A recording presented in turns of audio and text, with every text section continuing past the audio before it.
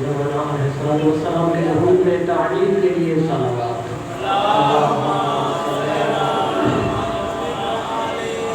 ما شاء اللہ لا حول ولا قوة الا باللہ العلی العظیم۔ رب اشرح لی صدری ویسر لی امری واحلل عقدۃ من لسانی یفقهوا قولی۔ اعوذ باللہ من الشیطان الرجیم، بسم اللہ الرحمن الرحیم، الحمد للہ رب العالمین، الصلاة والسلام والتحیۃ والاکرام سیدنا ونبینا وشفیع ذنوبنا وطبیب قلوبنا وحبیب نفوسنا ابی القاسم محمد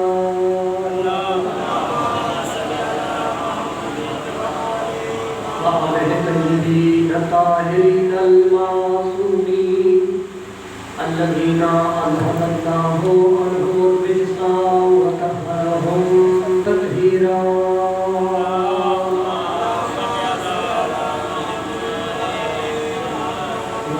اللہ علی اصحابہم وشیعتہم وموالیہم اجمعین، ولعنۃ اللہ علی اعدائہم ومکثر فضائلہم ومنکر ولایتہم اجمعین۔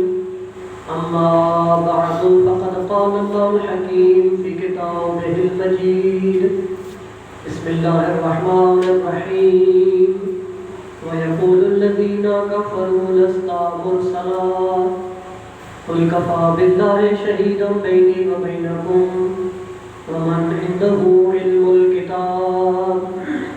السلام علی الحسین وعلی علی بن الحسین وعلی اولاد الحسین وعلی اصحاب الحسین۔ اللہم ارزقنا فی الدنیا زیارت الحسین وفي الآخرة شفاعة الحسين۔ اللهم زدنا في محبة الحسين، اللهم احشرنا في زمرة شيعة الحسين۔ صلوات۔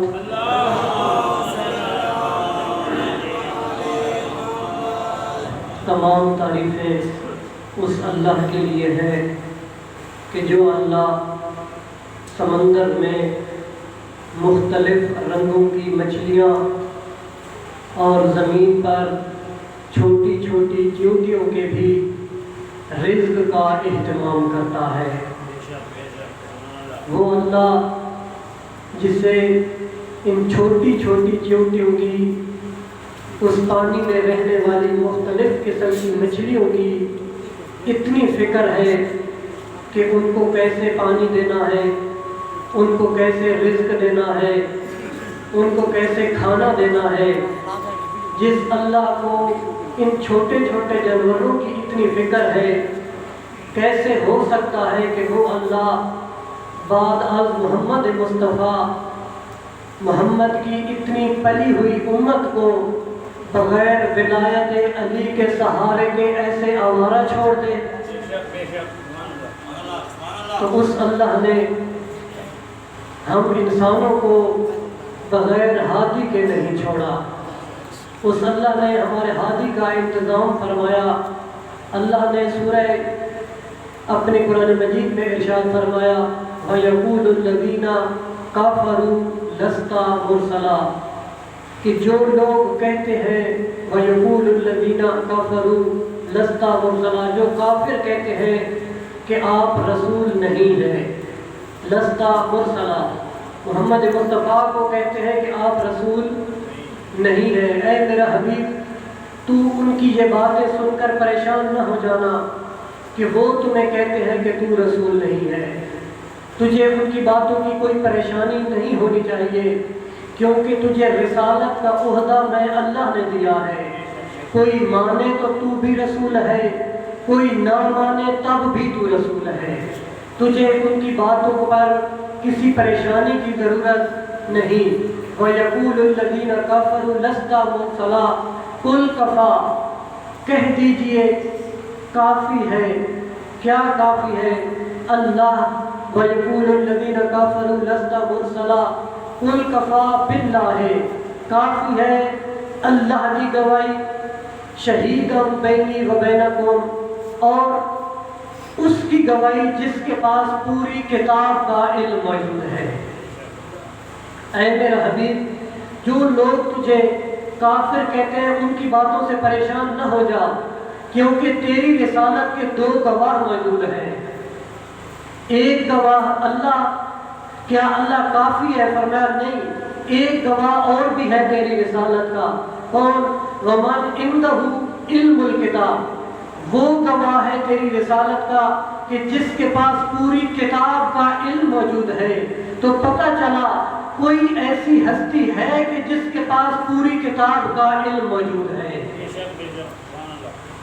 تو رسول کی رسالت کے یہ دو گواہ ہیں، ایک اللہ اور ایک وہ جس کے پاس پوری کی پوری کتاب کا علم موجود ہے. صلوات پڑھے محمد و آل محمد.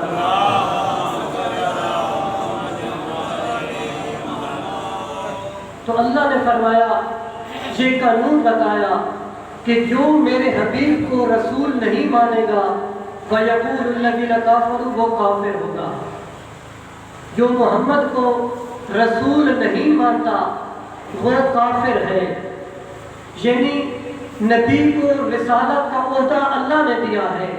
اب جو اللہ کا عہدہ دے اللہ کسی کو اور کوئی اس عہدے کا انکار کرے تو وہ کافر ہے. وہ جو ٹی وی پر بیٹھ کر اس بات کا اعلان کرتا ہے کہ کربلا دو شہزادوں کی جنگ تھی، ارے وہ جاہل انسان، ذرا اپنے یزید سے پوچھ تو صحیح کہ جو شام کے ممبر پر بیٹھ کر یہ کہتا تھا کہ نہ ہی کوئی وحی آئی، نہ ہی کوئی رسول آیا، نہ ہی کوئی قرآن آیا. اللہ کہہ رہا ہے جو میرے حبیب کو رسول نہ مانے وہ کافر ہے. تو پہچان تو صحیح، جو تجھے جس کو تو شہزادہ کہہ رہا ہے وہ شام کے نجس ممبر پر بیٹھ کر کہتا ہے نہ ہی کوئی نبی آیا، نہ ہی کوئی رسول آیا، نہ ہی کوئی وحی آئی. یہ تو بنو ہاشم نے ڈھونگ رچا رکھا تھا. تو پھر مجھے بتا کہ تیرا وہ باپ کافر ہے یا مسلمان؟ تو کربلا دو شہزادوں کی جنگ نہیں تھی، اسلام اور کفر کی جنگ تھی. صلوات پڑھ محمد و آل محمد.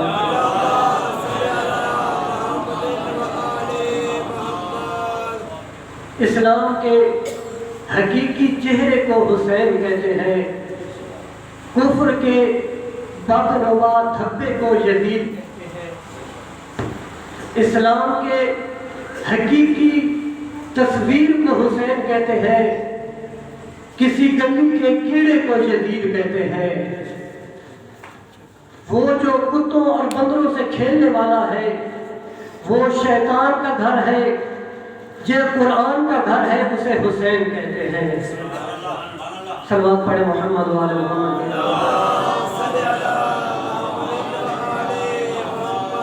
جو اپنے گھر میں شیطان کو پالے وہ یزید بنتا ہے، جو اپنے گھر میں قرآن کی حفاظت کرے وہ حسین بنتا ہے. جو مرجانہ کی بھول ہو تو یزید بنتا ہے، جو فرزند بطول ہو حسین بنتا ہے. صلوات پڑھے محمد و آل محمد. تو اللہ ارشاد فرماتا ہے جو میرے حبیب کو رسول نہیں مانتا وہ کافر ہے. خالی محمد ماننا نہیں بلکہ محمد کو رسول ماننا ہے، کیونکہ محمد تو ابو جہل بھی مانتا تھا، یہ بھی مانتا تھا کہ تو عبداللہ کا بیٹا ہے، یہ بھی مانتا تھا کہ تو صادق بھی ہے، یہ بھی مانتا تھا کہ تو امین بھی ہے، لیکن محمد رسول اللہ نہیں مانتا تھا. تو پتہ چلا خالی محمد بن عبداللہ ماننا نہیں ہے بلکہ محمد الرسول اللہ ماننا ہے، تب جا کر تو مسلمان ہوگا۔ خالی محمد کو عبداللہ کا بیٹا مان، خالی محمد کو سچا مان، خالی محمد کو امیر مان تو تو کافر ہی رہے گا جب تک محمد الرسول اللہ نہیں پڑھے گا۔ تو اللہ نے یہ قانون بتا دیا ہے کہ جو بھی میرا دیا ہوا عہدہ اسے نہ مانے وہ ہوگا کافر۔ تو پتہ چل گیا یہ ہے قانون الہی، جو محمد کو رسول نہ مانے وہ بھی کافر، جو علی کو علی ولی اللہ نہ مانے وہ بھی کافر۔ صلوات پر محمد والے محمد صلوات۔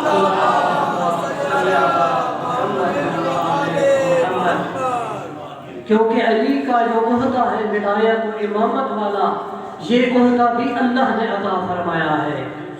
اگر علی کو صرف علی ابن ابی طالب نہیں ماننا بلکہ علی کو علی ولی اللہ ماننا ہے، جہاں پر علی کو علی ولی اللہ ماننا ہے وہاں پر سیدہ فاطمہ الزہرا کو عصمت کبریٰ پر فائز بھی ماننا ہے۔ اب اگر کوئی کہتا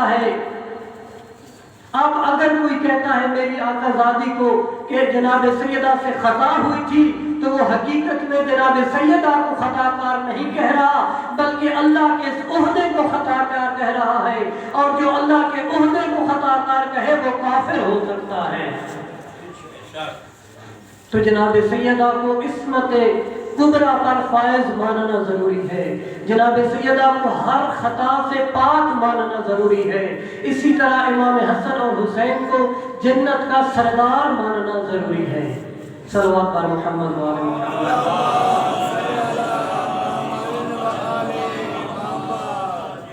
قرآن مجید میں اللہ نے آخری پارے میں ایک سورت نازل فرمائی جسے سورہ کافرون کہتے ہیں۔ قل یا ایھا الکافرون، کہہ دیجئے اے کافروں، لا اعبد ما تعبدون۔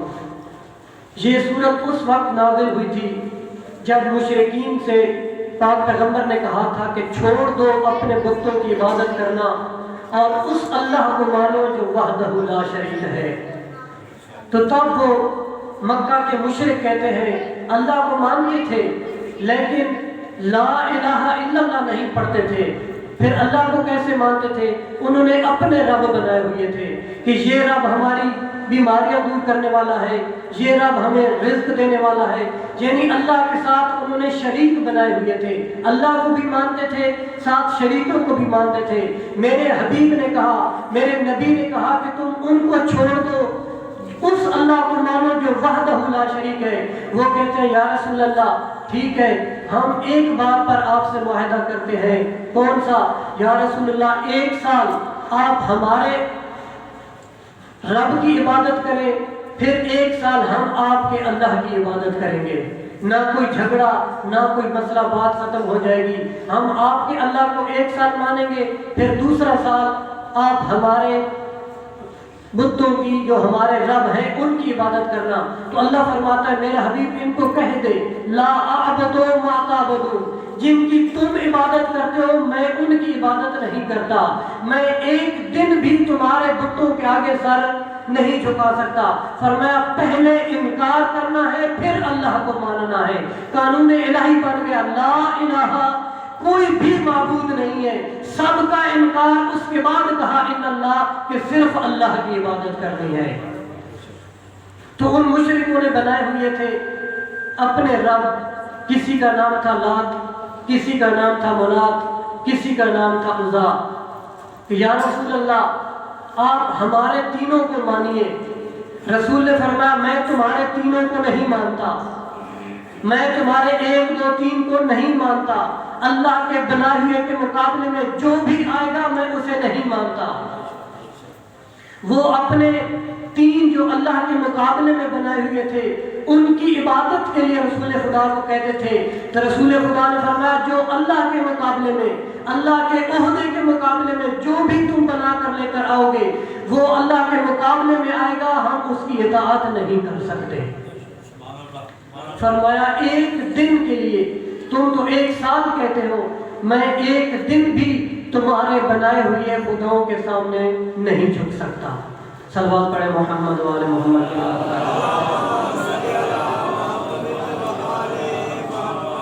تو مصطفیٰ نے میدان میں آ کر بتا دیا کہ اللہ کا بنایا ہوا کون ہے۔ آیت مجیدہ یا ایھا الذین آمنوا اطیعوا اللہ واطیعوا الرسول واولی الامر منکم، اطاعت کرو اللہ کی، اطاعت کرو اس کے رسول کی، اور اطاعت کرو اولی الامر کی۔ جابر بن عبداللہ انصاری نے جب اس آیت کی تلاوت سنی تو آیا میرے آقا کی خدمت میں کہ یا رسول اللہ، ہمیں اس بات کی تو سمجھ آ گئی کہ آپ نے فرمایا اطاعت کرو اللہ کی، کیونکہ جو آپ نے ہمیں اللہ کی پہچان کروائی ہے ہم نے اپنے اللہ کو پہچان لیا ہے۔ پھر آپ نے فرمایا وَأَطِيعُوا الرَّسُولَ، اطاعت کرو رسول کی، ہم نے آپ کی شکل میں رسول بھی مان لیا ہے، رسول کو بھی پہچان لیا ہے۔ وَأُولِي الْأَمْرِ مِنْكُمْ، اے میرا حبیب، اے میرا رسول، اب ہمیں بتا وہ اولی الامر کون ہے کہ جن کے بارے اللہ فرما رہا ہے کہ ان کی اطاعت اللہ اور اس کے رسول جیسی ہے۔ جناب جابر اپنے نبی سے یہ سوال کرتے ہیں کہ مجھے اولی الامر کی پہچان بتائیے، وہ اولی الامر کون ہے؟ تو یہ جابر کون ہے؟ اتنا عظیم صحابی ہے کہ جسے میرے نبی نے فرمایا تھا کہ اے جابر، تجھے اللہ اتنی لمبی زندگی عطا فرمائے گا، جب تو میرے 5ویں بیٹے سے ملاقات کرنا اس کو میرا سلام پہنچانا۔ 7 معصومین کا زمانہ جناب جابر نے دیکھا ہے، اللہ نے اتنی فضیلت عطا فرمائی تو جناب رسول خدا فرماتے ہیں اے جابر، اولی الامر سننا چاہتا ہے کہ کون ہے تو پھر سن، اولی الامر میں سب سے پہلا جو ہے وہ علی ہے۔ اولی الامر کی بتا کر بتا گئے ہیں پیغمبر کی کون ہے اولی الامر، فرمایا ان میں سے پہلا علی ہے، پھر فرمایا اس کا بیٹا حسن ہے، پھر فرمایا اس کا بیٹا حسین ہے، پھر فرمایا اس کا بیٹا زین العابدین ہے، پھر فرمایا اس کا بیٹا محمد باقر ہے۔ جب تو محمد باقر کو ملنا میرا سلام پہنچانا۔ محمد باقر کے انتظار میں مدینہ کی گلیوں میں چکر لگاتے تھے، یا باقر العلوم، یا باقر العلوم، یا باقر العلوم۔ لوگ کہتے تھے کہ جابر تو پاگل ہو گیا ہے، بوڑھا جو ہو گیا ہے تو پتہ نہیں کیا کیا کہہ رہا ہے۔ جابر کہتا تھا لوگوں میں پاگل نہیں ہوں، میں تو اپنے نبی کی امانت لے کر پھر رہا ہوں کہ کب مجھے وہ ملے اور میں امانت اس تک پہنچاؤں۔ صلوات پڑھیں محمد وعلی محمد۔ کیونکہ اوقات کا تشریف لا چکے ہیں، میں صاحب کی زحمت اہتمام کرتا ہوں۔ فرمایا کہ میں پاگل نہیں ہوں بلکہ میں تو امانت پہنچانے کے لیے مدینے کی گلیوں میں یا باقر العلوم کی صدائیں بلند کر رہا ہوں۔ پھر ایک دن آیا کہ جب مدینے کی گلیوں میں ایک بچہ دیکھا جو چلتا ہوا آ رہا تھا، جیسے ہی جناب جابر نے دیکھا تو اپنے نبی کا چلنا یاد آ گیا، اپنے نبی کا بچپنا یاد آ گیا کہ یہ تو وہی ہے کہ جس کا چلنا میرے نبی جیسا ہے۔ تو کہا اے بچہ ذرا میرے پاس آئیے۔ جب وہ آیا تو کہا تیرا نام کیا ہے؟ تو کہا میرا نام محمد۔ کہا تیری کنیت کیا ہے؟ کہا باقر۔ کہا اگر تو باقر ہے تو پھر تیرا جد نانا تجھے سلام کہتے ہیں۔ تو جواب میں کہتے جب تک یہ زمین آسمان باقی ہے میرے جد پر بھی سلام ہو۔ تو یہ امانت پہنچانی ہے، یہ سلام امانتیں ہوتی ہیں، اگر کوئی سلام دے تو اس کو امانت کے طور پر پہنچا دینا چاہیے۔ پھر فرمایا کہ جو اولی الامر ہوگا پھر محمد باقر کا بیٹا جعفر صادق ہوگا، پھر اس کے بعد موسیٰ کاظم ہوگا، پھر علی رضا ہوگا، پھر محمد تقی ہوگا، پھر علی نقی ہوگا، پھر حسن عسکری ہوگا۔ فرمایا اس کے بعد جو ہوگا جس کا نام میرے نام جیسا ہوگا، جس کی کنیت میری کنیت جیسی ہوگی۔ فرمایا جب وہ آئے گا تو دنیا میں عدل و انصاف کا نظام ایسے قائم کرے گا جیسے پہلے دنیا ظلم و جور سے بھر چکی ہوگی۔ صلوات بر محمد وعلی محمد صلوات۔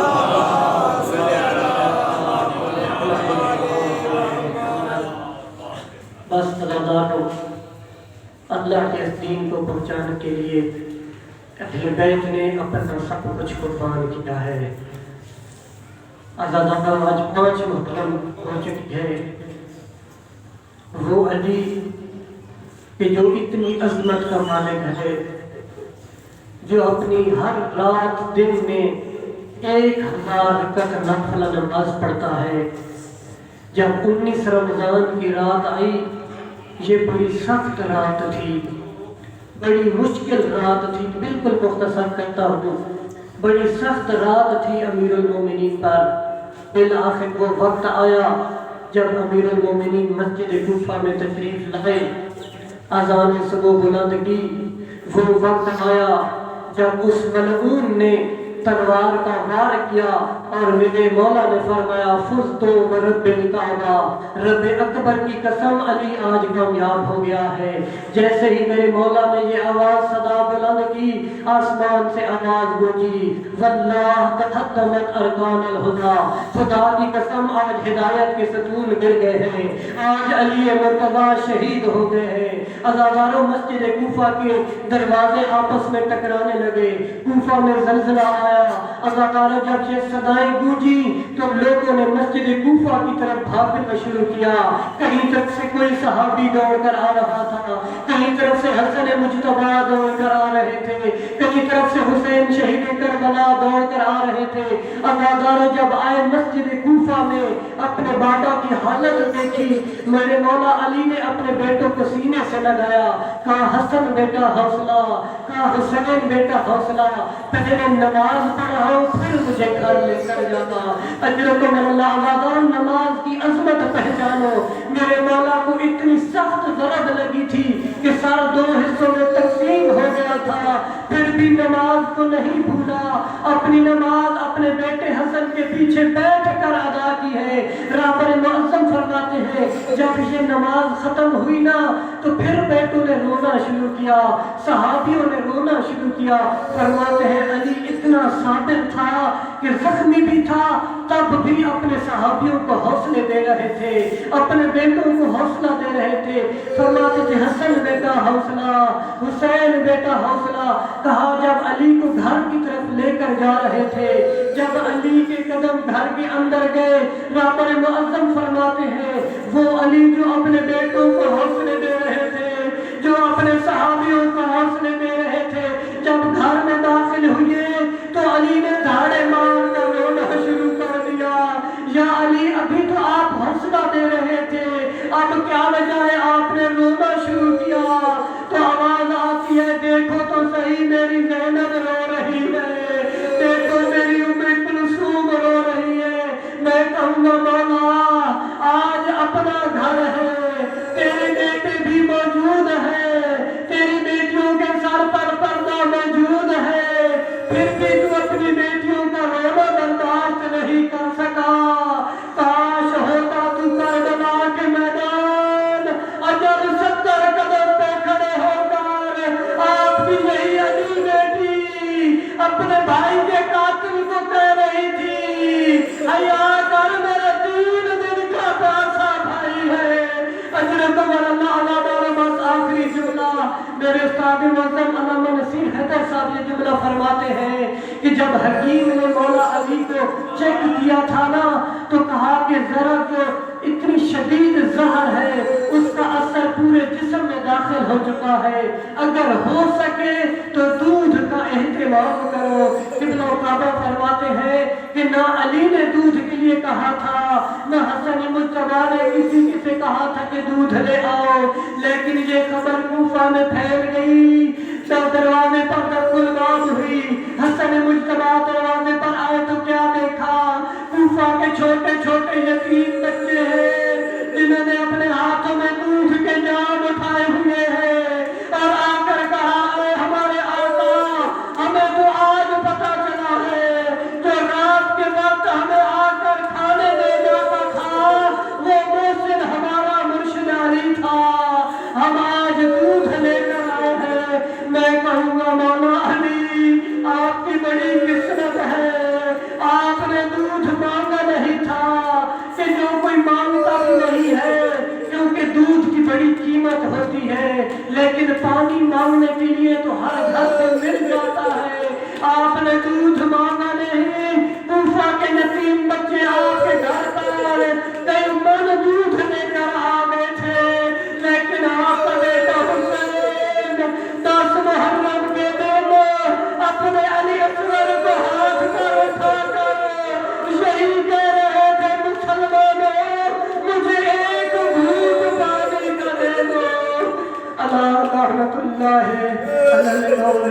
العالمین وسيعلم الذين ظلموا أي منقلب